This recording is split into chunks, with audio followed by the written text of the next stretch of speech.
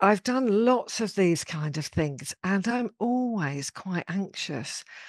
I'm not quite sure the source of that, because you'll get what you get from today from your own thinking in this topic of CPD, and you'll take away something that's meaningful for you, and I can't predict what that'll be. But I'm going to talk about CPD today and give you time to talk to each other. And then we'll talk in a big group. So it'd be great if you join in with that. Then we'll go back into breakouts and then talk again. But I'm going to start with the 4 questions that came in from the registrations, because I kind of want to manage a bit of expectations here. So somebody talked about accountability being through supervision.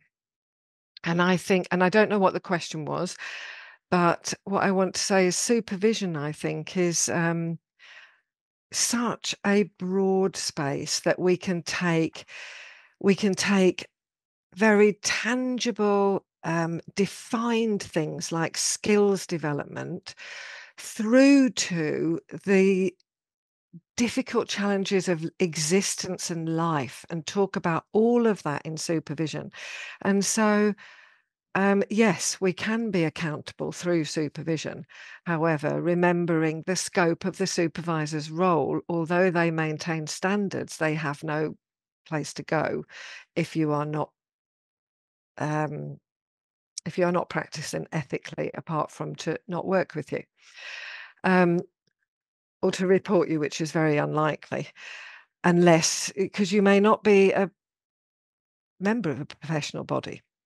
So don't let me get started on supervision, because I'll talk for the whole hour and a half about that. Somebody else asked about clear guidelines from EMCC as to what CPD was and how we can make sure that particularly local areas know what they are. And I think that is worth holding in mind today. What does our discussion today tell us about the guidelines that are there already, and what kind of clarity might we like? I think we might talk about that today. Somebody asked, what's my experience of VR, which I take to be virtual reality? And I can answer that in a very small word, zil. Absolutely nothing. But there are lots of experienced practitioners within EMCC, and I think you could find someone that, in fact, perhaps Nicola has some links to people who've already done workshops on VR in coaching. And CPD for internal coaches leads us into the session really today, because if we're looking at CPD for internal coaches, we might be looking, not necessarily, but we're looking at a bespoke approach to a particular organization and a specific group of coaches. We can't generalize because the range in internal coaches is so broad. And yet we are looking to a standardized approach within a system so that everybody has access to a certain collection of knowledge. And that is definitely not what we're talking about today. So that is a thing, but what we're talking about today is what we know the traditional approach to CPD and the formal education that we've all participated in at some point in our career. And then what? What if you've done enough skills development? Where do you go, and how do you grow as a person and as a professional? Um, and really, when I was preparing for today, I had to laugh at myself, because I remember 10 years ago, I was chair of BACP coaching, and I talked to the events group there, and I said, all of our events are for new practitioners and they're great, but what about people who've been around for a while? What can we do? And here I'm still saying the same thing. But what I realize is I'm talking to myself. I've never talked to anybody else about this in particular. And now I'm thinking, well, actually, lots of people might be interested in exploring this question. I mean, what do we do, and how do we I've termed it mature practitioners, but I don't mean mature in terms of age. I don't necessarily mean career longevity. I think maturity is something for you to define for yourself. Where are you in your learning journey? And I also don't think it's static. As a supervisor, after 30 years, I might say I'm a mature practitioner. But I'm also a photographer, and I might say somewhere in the middle there. And more recently, I've been a videographer, and I can tell you I am definitely at the very beginning there. And so I think this is also there are parts in our coaching work in which we're very experienced, and then we might get put into a new setting or look at a new approach, and then we become a learner again. And so it's up to you to decide whether you class yourself as mature and in what scope you you take that to be. So I'm going to look down every now and again to remind myself of some of the things I was going to say. So in preparing for today, I thought, right, why do we do this CPD thing? And what does the EMCC say about it? And so when I looked at EMCC, they said that CPD was to maintain standards and enhance practice. I think that is really important to hold, standards and practice. They talk about a roadmap. Well, let's see if a roadmap is appropriate or not. In what way is a roadmap appropriate? And they talk about volunteering for relevant initiatives, and I think that's important because who's going to define relevant? And I think we'll come to that today as well. So I went back to a situation. I've just won the EMCC Global Supervisors Award. Thank you very much. Um, and in that, Nicola decided that I might like to tell my story as a professional, and that is way, way on the edge of my comfort zone. And yet I said yes. So why on earth did I do that? And I started to ask myself about that. Why do we put ourselves in these challenging situations or learning situations? So I went back and I looked at some of the influences to my own philosophy behind my coaching and my supervision. So I looked at Carl Rogers, person-centered founder, if you like, and he talks about the actualizing tendency in us as human beings, that we're all moving towards our potential and the best version of ourselves, and that it's a natural process, a biological process. So almost we can't help but move forward, and that we're trying to become as authentic as possible in ourselves and in our relationships, the most authentic version of ourselves. And through that, we're growing forward, we're learning, we're healing, we're fulfilling our potential. So I looked at Carl Jung as well.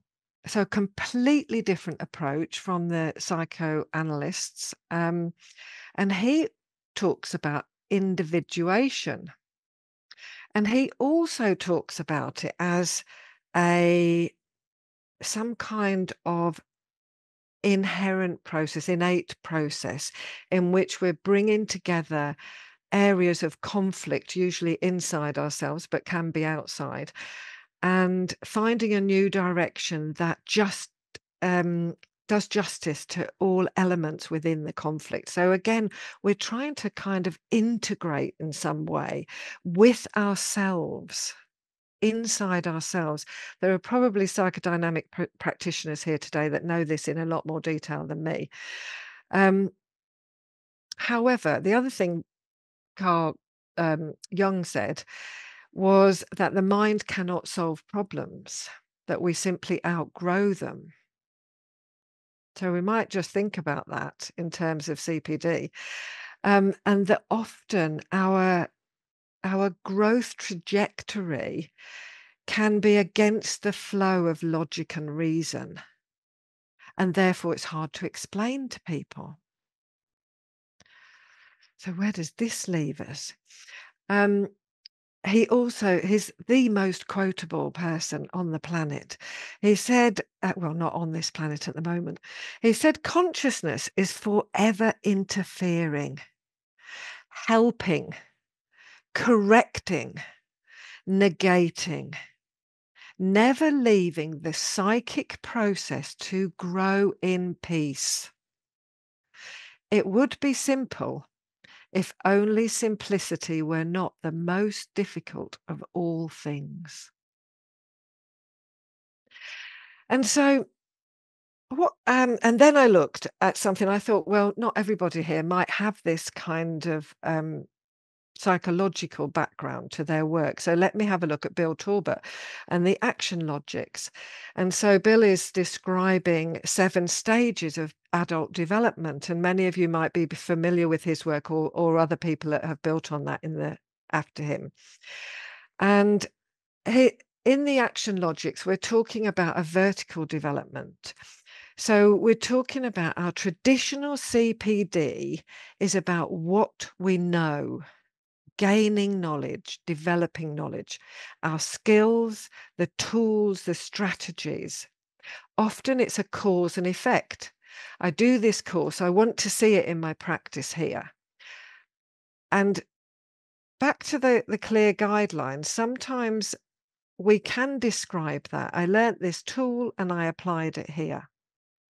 However, when we're looking at vertical development, and Bill is in that leadership sphere, we're talking about transforming how we think, transforming how we make sense of the world, looking in that deeper light. How do I make sense of myself in this world and the world around me? And therefore, how do I respond? And so when we're talking about of course, everybody knows the VUCA kind of sense of this world, and we don't need that cause and effect kind of logic in every situation. Now we need a development of our acuity, our ability to notice what we notice, and our adaptability. So not holding too tightly to one way of doing something, but attending to the complexity around us. So, blimey, what does this mean for our CPD? Well, the thing that I drew from all of this, these 3 completely different approaches, is that the growth of our being is inherent. So when we're talking about CPD, we don't have to think about it as a box to tick. Oh, I have to go and do my 10 hours CPD. I better go and do some learning. Trust that we're learning all the time. It's in us. We can't not learn. And so I think the skill that we're developing is how to really acknowledge that and go, yeah, okay. And what have I been learning? And really importantly, how can I link this to my practice when we're talking about a professional development? Because we want to convey that link. We want to articulate it and convey it to the professional body that we have chosen to belong to. And there are many coaches who choose not to. We have chosen to belong to the EMCC, and by doing so, we agree certain things. And one of those is that we will articulate how our learning is impacting our practice. And so with the traditional learning, it's so much simpler, but with this vertical development, we've got a greater challenge on drawing out how our learning is impacting our practice, because it is unlikely to be evident before we do the learning. So I think it seems to me that learning for mature practitioners is diverse and individual. Only you can know what the right learning is for you in that mature space. We can all know the skills like, oh, I've got a gap here, I'll go and learn that. And that is really helpful. I'm not saying that's not helpful. That's essential to building our confidence and our skills. And this other kind of learning is diverse, it's individual, and it can't be identified by learning outcomes. We can't say beforehand what we're going to learn. We only know after the engagement. And I'm going to say a bit more about this afterwards. And it's not easy to explain or justify or rationalize. Again, until after. I did this, and that's what I learned from that. And that's how it impacts on my practice. And so we're going to go in a breakout now, and we're going to look first at this attitude to CPD and the purpose that it's serving to you in your growth and life and professional world. And then after that, we'll look at the what of what this means in terms of how we might choose some CPD. So let's go away for 10 minutes. Nicola's going to put us into groups. Yeah. And I'll see you when you come back. Good to see you coming back from your breakouts. Just while we're settling in, do you take about 30 seconds or so to just tap into the chat some of the things that occurred to you while you're in breakout rooms? Is that okay? And then, because we can all download the chat afterwards, this becomes a really, really great crowdsourced resource for us. Thanks, Stefania. So we're going to keep quiet to let you type. Yeah, I'm just going to say nothing for 30 seconds or so.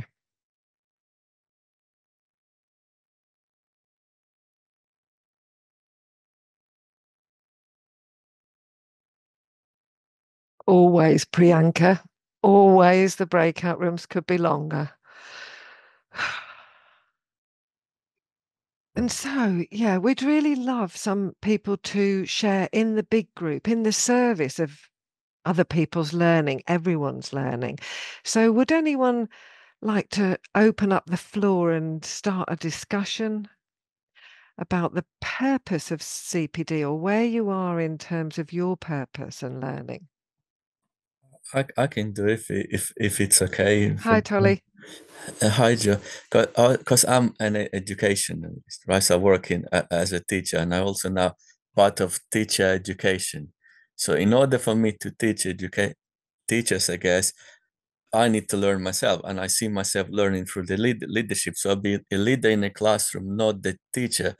And I put the picture of the like called it's sort of educational learning profile when what's your role of a teacher, but you subject focus or learner focus. And I realized my style of teaching is through coaching and facilitation. So I'm more of the learner center, and therefore I use the coaching as a complementary skills to my teaching.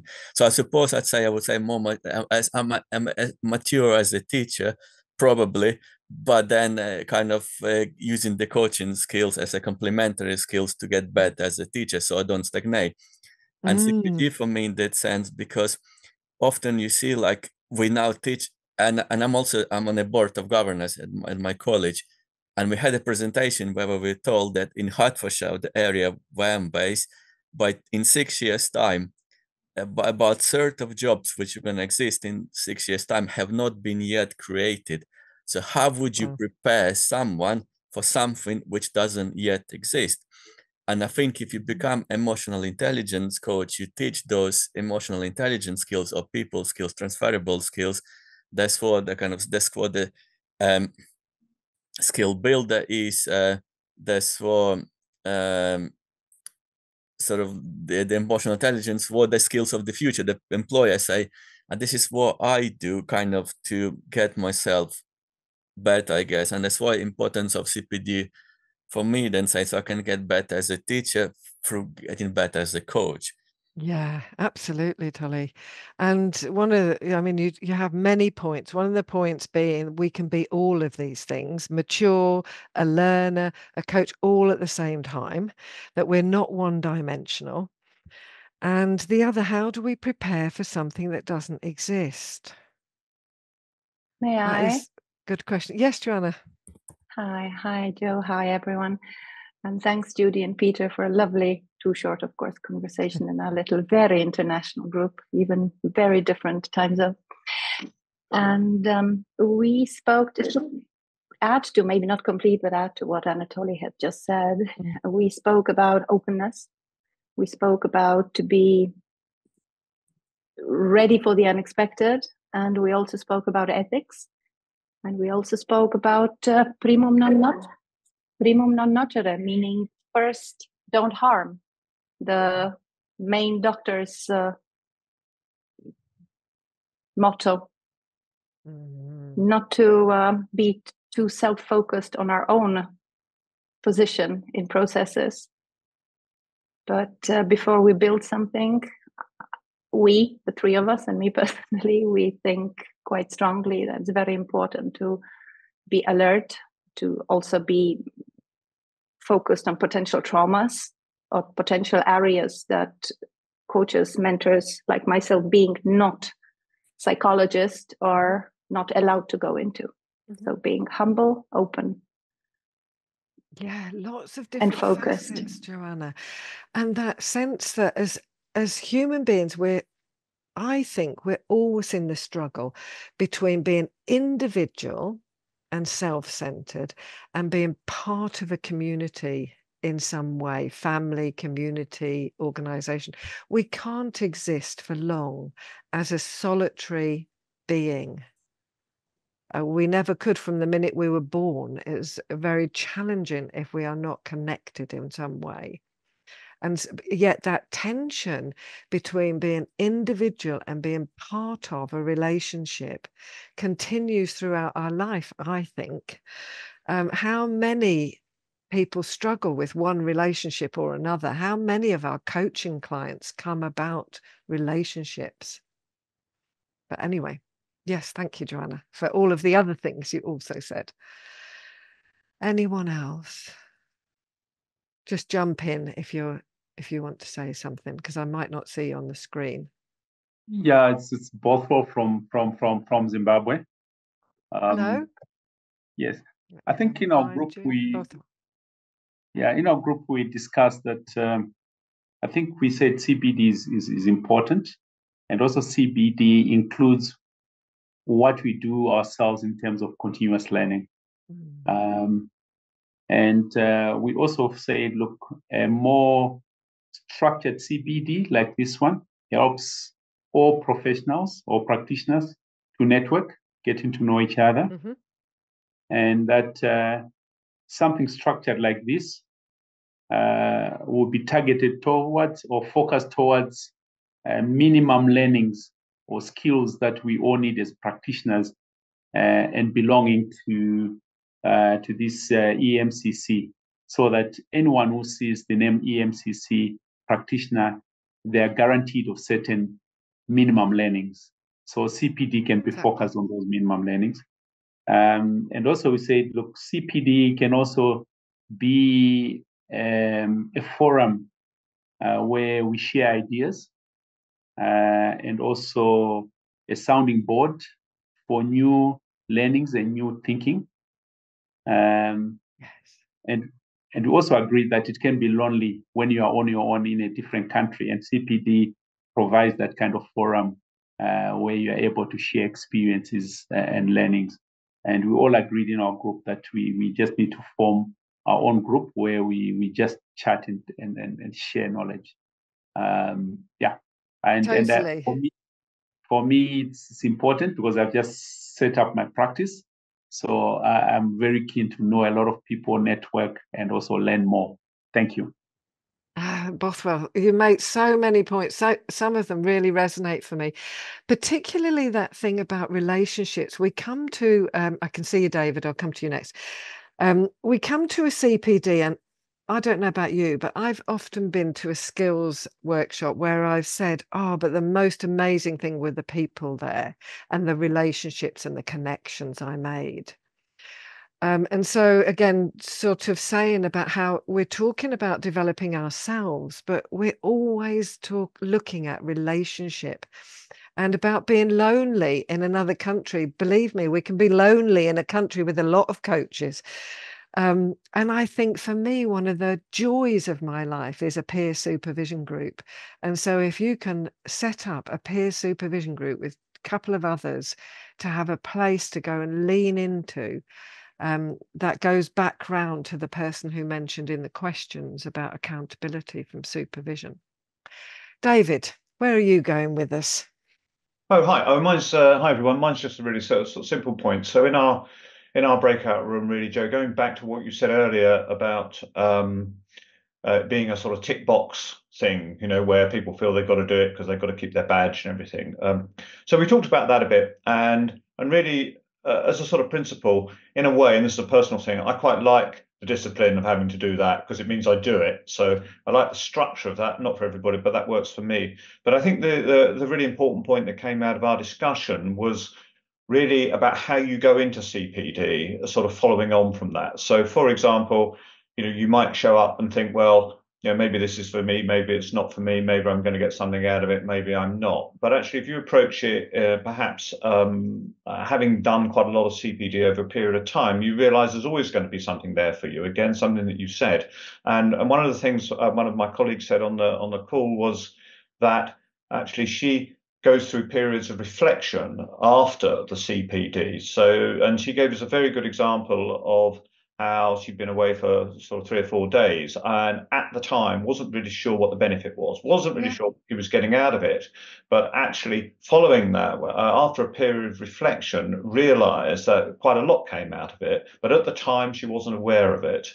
And that's certainly my experience, and probably the experience of other people on this call as well. So if you go into a CPD session knowing that after it, you're going to reflect, you're going to find things that perhaps you weren't aware of. They were below the surface. They weren't obvious during the session. But when you take the time to reflect on it afterwards, that's often where the really good stuff surfaces. And that was our point.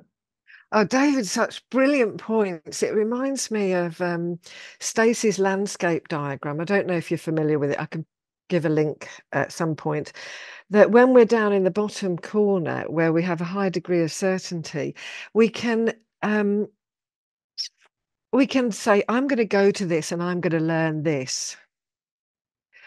But what we've done is narrow our vision so tightly that the thing that we are going to learn is something completely different and unexpected. And so we want to keep out in that open space when we approach learning. What is it I might learn from that? Let me see and reflect afterwards about what my learning really was. I thought I was going to learn this tool, but actually I learned something about myself and my approach to structure, or, you know, something completely different. And then what I think that does is open up. So what does this mean about my practice? Where do I see this in my coachees? Where don't I see it? Where do I see this in my relationships? Where are people coming to me? And yeah, let me just stop there. So who else? I just as you were talking and previous, sorry, I didn't catch the name, previous talker, but that was sort of similar to subjects we were coming up, because I think that there's a lot of learning that goes on, or book that you read that isn't necessarily about coaching, but something's happening and a lot of it's connected. I don't know how, and I find it quite difficult to articulate back what it is that's been learned, but something's going on, like everything sort of mashes together, but I don't know how to get that back out. And maybe that's the reflective part, which is quite interesting, about if you do sit and reflect a bit more about what's just you've just learned, or, you know, like you say, not necessarily what you thought you're going to learn, but what you did learn, then that might help get it from sort of this unconscious to a conscious place.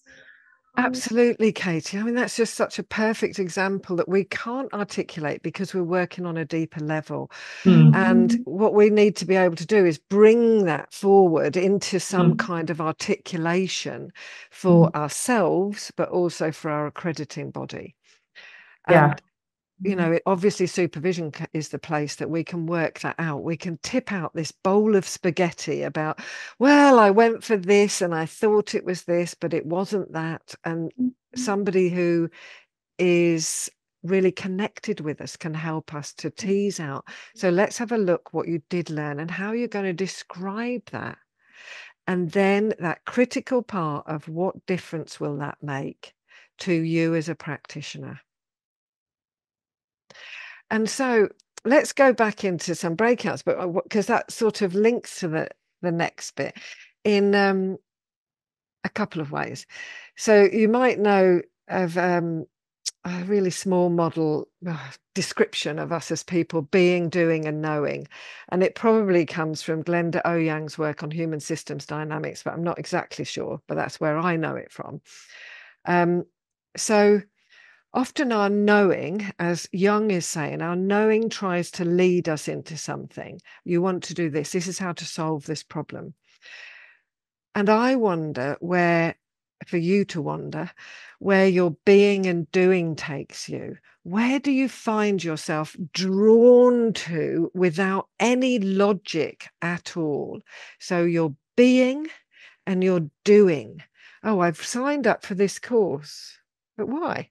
Like, why did I say yes to Nicola to tell my story? I have no logical reason for that. And I thought I'd give you a few examples to get you going, because then we're going to go for 15 minutes and you can talk about where you think your being and doing is taking you, and we can share some of them. But early in my career, I worked in a residential unit for people with learning disabilities, and the learning I gained there, I mean, I can feel how emotional I feel about that work. I was a volunteer. I was the lowest of the team. And the things I learned was, even at the very lowest point in an organization, you can make a difference. You can make a difference to the sphere in which you are in. And you matter. I felt I mattered in that system. And I also learned to do everything at 100% and to notice if I didn't.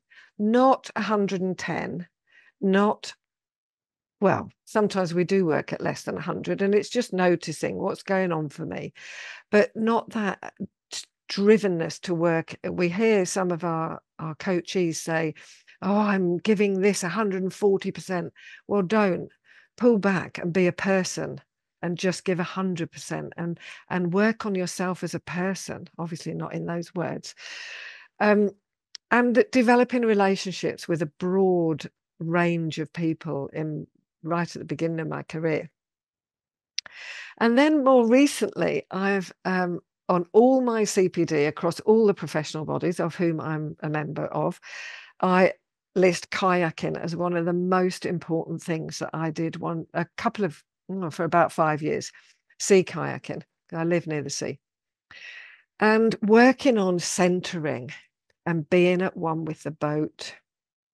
For me, the correlation was being at one with the process in my work, trusting the process. Notice when you want to push the boat and push the process and fall out.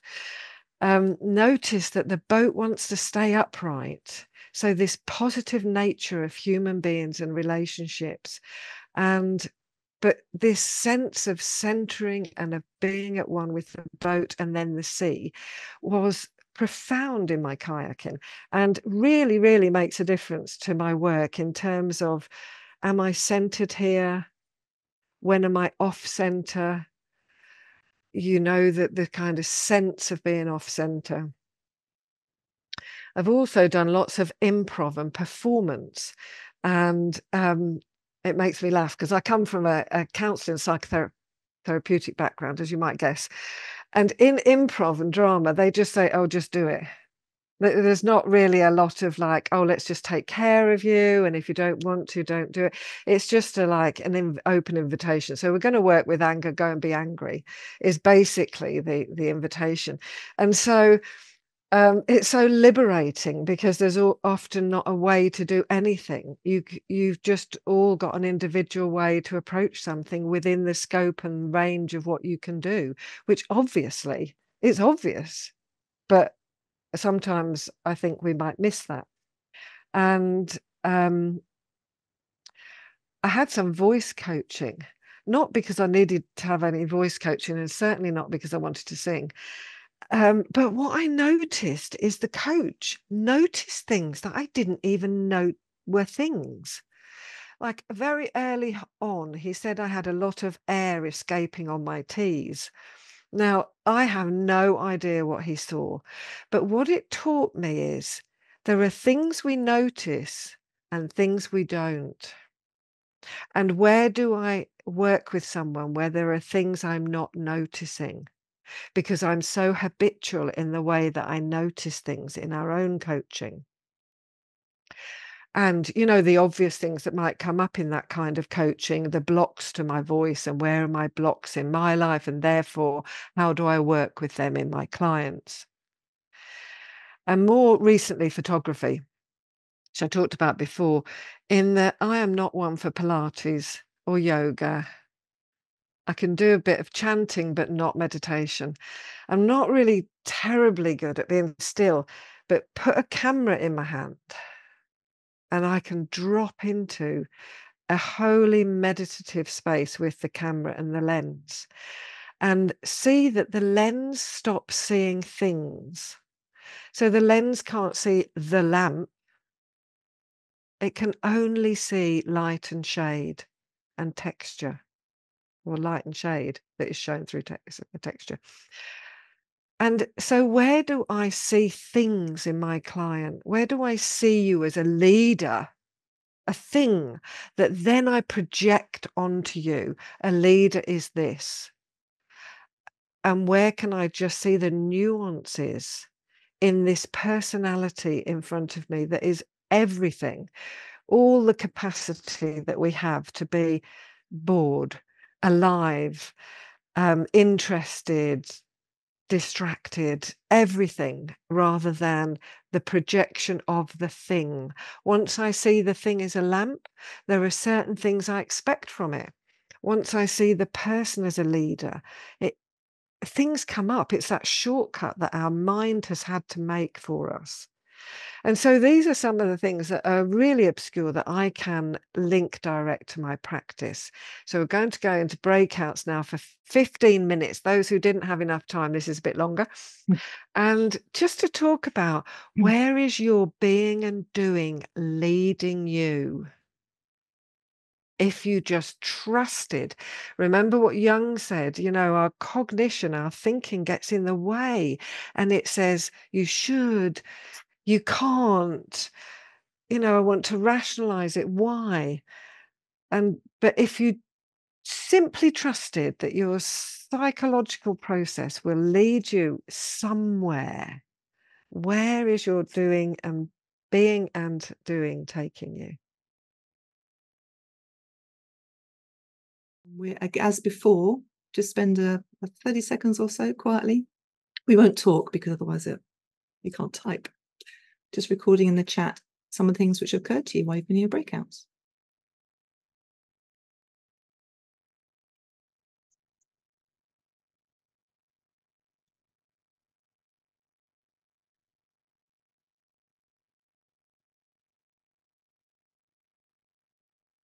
Oh, Tim.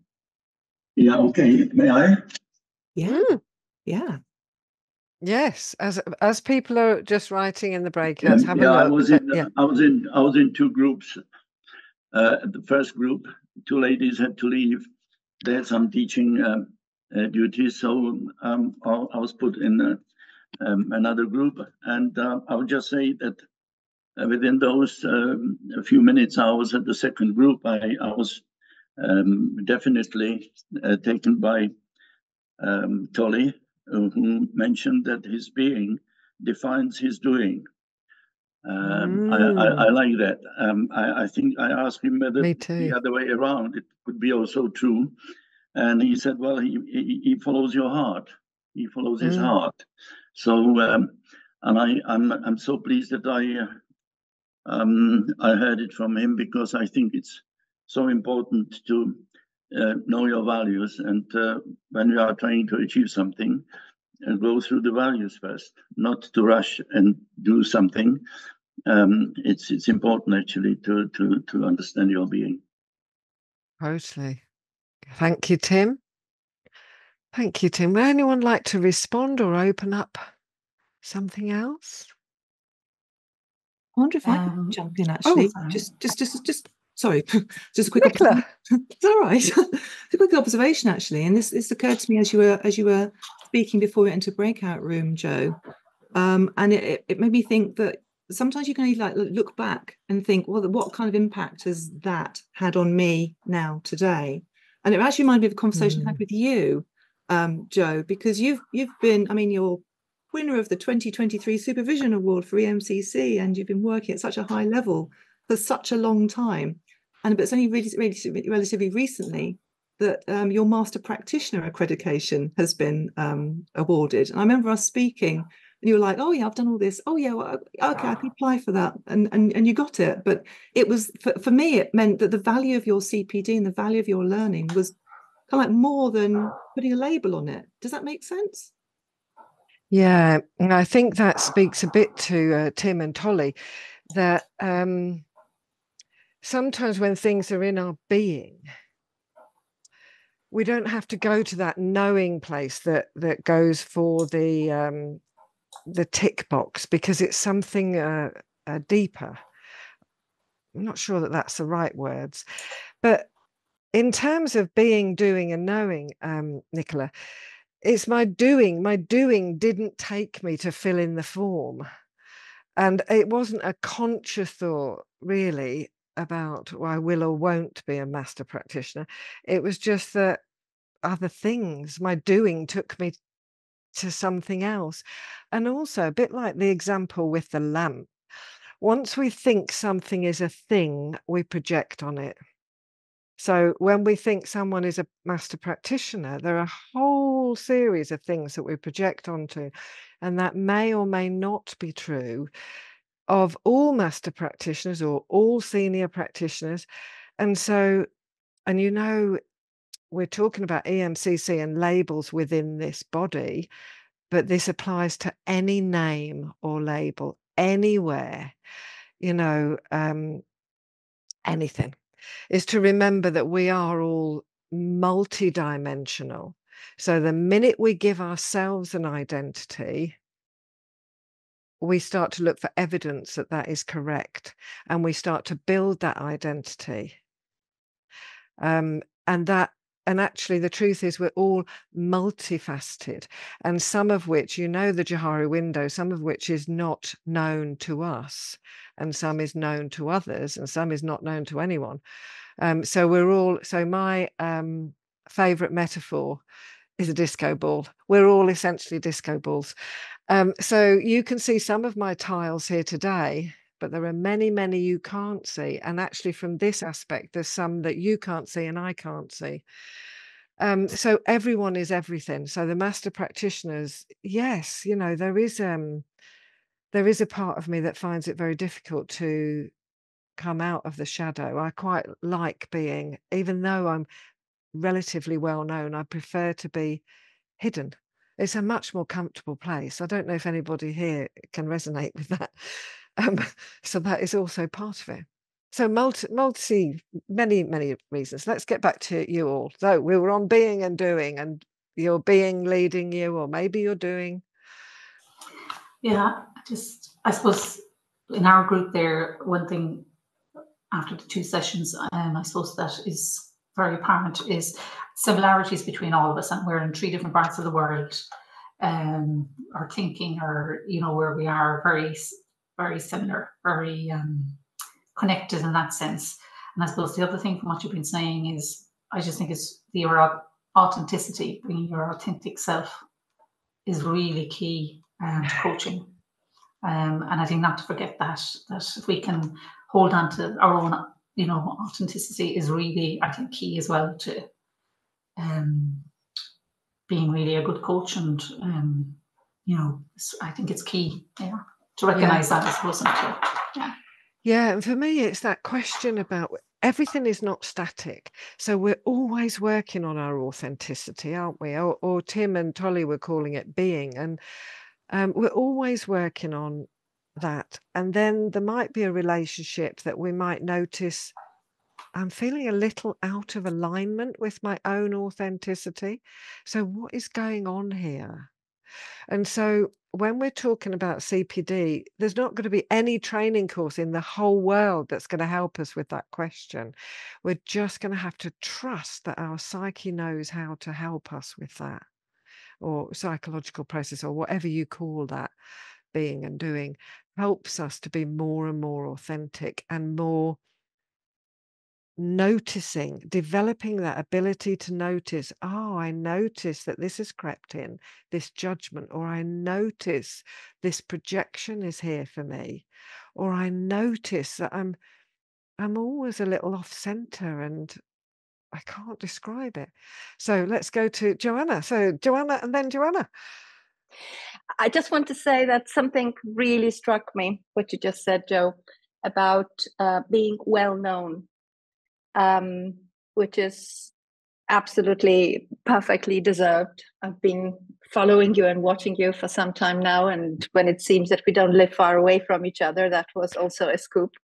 Yes, that's funny. You said about being well known and then about authenticity. I want to share my subjective observations that quite some of my colleagues chase the being well known and popular more than being authentic, real, and in the moment. Thank you. Such an exciting, for me, avenue to explore, because about popularity and well-known and how easy it is to like some people and not like others. It'd be different for all of us, and what criteria that is to be popular, and popular people, what's on the other side that you don't see, what's the story. There's just so many things we could open up about that. Let's go to whoever's next to talk. Might be picking up some of the issues we're talking about, might be picking up something else. Mary wanted to pop in. Is Mary here? Yes, I am. I'm sorry I wasn't in the discussion groups, but I just thought to bring this question because I had it already in my mind, is because we're talking here about peer supervision, but how do you apply supervisory lens to your own reflective coaching practice as yourself, meaning that I'm imagining, because for example, myself, I do reflective journaling after every session. And I've been thinking about that, like my reflective journaling is just reflective journaling, but how would you apply a supervisory lens, something like I'm doing self-supervision? Does that make sense? Or absolutely. Is that something? Absolutely. For me, supervision is just one of the ways that helps us reflect on our practice. For me, it's critical. I like the relationship with the supervisor, although there are other practices. I do notice Priyanka has put in the text about in the chat that she's looking for a supervision group, a peer supervision group. So it'd be great if people respond to that. But I like the peer group because there's no leader and it's messy and we have to find our way and it's more challenging, and sometimes I want to cry. Sometimes I want to cry in supervision as well. But I like my paid supervision, and also I have ways, my photography is my way of connecting. But writing and journaling is such a rich, there's so many different ways you can do that. And thinking of the work of Jackie Holder, Write Yourself Well. She's got a great little book with lots of different exercises in it. But many other people as well talk about writing. So Mary, yes. No, that's really nice, and also nice to hear your photography, because I do dancing. Dancing. Dancing is perfect. So one of my my little the mind-body connection. Every now and again, well, usually every year, have some kind of symbol that I'm focusing on. And Isadora Duncan was one of those, an American dancer who danced in a very free style when nobody else did. And people asked, well, what's the meaning of this? And she said, oh, my dear, if I knew what it meant, I wouldn't need to dance it. And so that's what we're talking about. That's the kind of CPD that we don't know beforehand why our being and doing is leading us into here. But we might know afterwards. Even Isadora might have been able to say, well, I know now that that dance was expressing this thing. But beforehand, we often don't know. That's true. Thank you. Thanks, Mary. So where else are we going? Jo, can I pop in here? Oh, sure, Judy. It's lovely to see you. You too, you too. And so we talked about the being and the doing, and it resonates really well with what you're describing. That in a way for me, it's like walking through a shower of rain in a way. And whatever you turn up at, I mean, you know, there's a certain number of people here today that have turned up, and I'm sure everybody's reason could be different. Yeah. And it's not that there's just a gap here, so I'm going to address it, and that's it for me. But what attracts me to this today? Jo Birch, right? So that works for me. Everyone will have a different reason for turning up. But I didn't sit down and say, here's my gap. Yeah. Now, here's what I need to do. And I think this exactly is going to address it, so I'm going to turn up. And I find as well the importance of that being when you're with your supervisees. So it's just about letting go and trusting. And in a way, you come into today, and I think we're all letting go, trusting, and being, and the reflection will come after. And it's like that little pebble in a river where the ripples just go on. And then at some point, you will pick up something that you didn't know you remembered from today and apply it into a particular session that needs it. Yeah. So thank you. It's been really, really resonating with me. Thank you, Judy. Judy and I have known each other for years, haven't seen each other for years, and seen each other twice in this week, which is why I was so surprised to see each other. So I said earlier, Carl Jung has the most incredible quotes. This other quote actually speaks a bit to that, Judy, in that he says, if you kind of really trust your psyche to lead you into the next element of growth, he says, the way is not without danger. Everything good is costly, and the development of personality is one of the most costly of all things. It is a matter of saying yes to oneself, of taking oneself as the most serious of all tasks, of being conscious of everything one does, and keeping it constantly before one's eyes in all its dubious aspects. This is truly a task that taxes us to the utmost. And for me, he's not saying develop a self-centered approach to life. He's saying this is how we develop ourselves as people.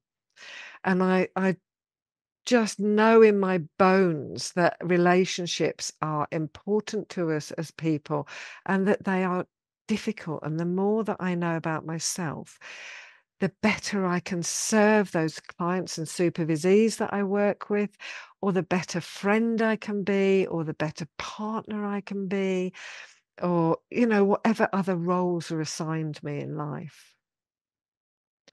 Can I just Yes, Mary. throw in my thinking, my reflection here?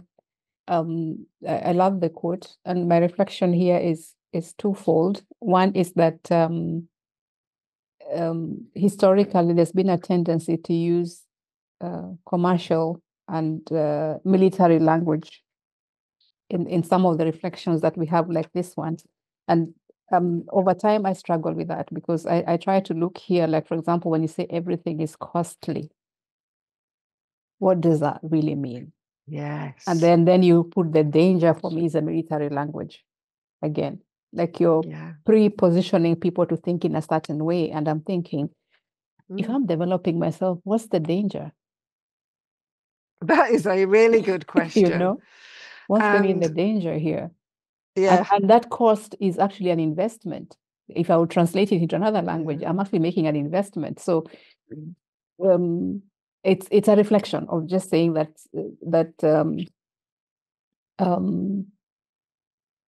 words can preposition people to think in a certain way. Absolutely, totally. Unconsciously included, unconsciously. So sometimes I am careful to unpack them to see, okay,